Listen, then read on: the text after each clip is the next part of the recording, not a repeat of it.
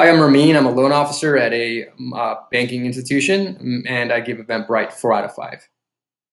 So before Eventbrite, I was using Mindbody, and although that was a good program, it was a little bit too intricate, too complicated for some of the events that I wanted to have, and so I switched over to Eventbrite for that reason. It was just easier to use. A lot of the smaller events that we were having was more catered for an Eventbrite platform, and that's why I switched over to it.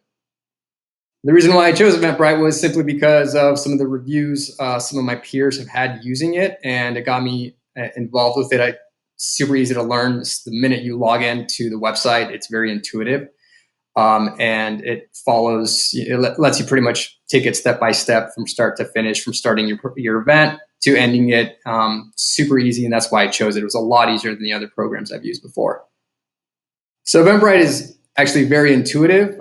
Anyone can use it. And again, most of the folks I know who use it have smaller events, but I've seen people with much larger events use it.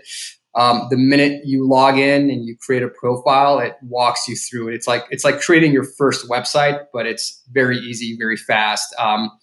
Just follow the prompts and the questions, put in your event information, your event details, upload your guest list, location, costs. All these things are really easy and intuitive. And anyone can just get started on it right away.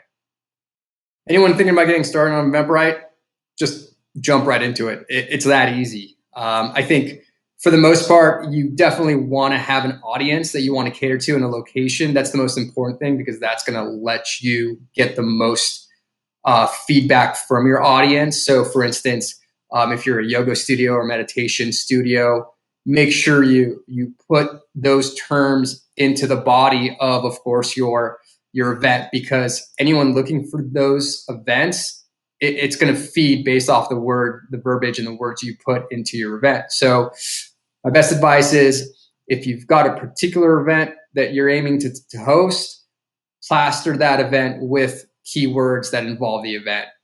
Exercise, fitness, mental health, meditation, yoga, all these keywords will really drive customers or clients to your page, particularly if they're in a particular location that you're having your events. That's very important.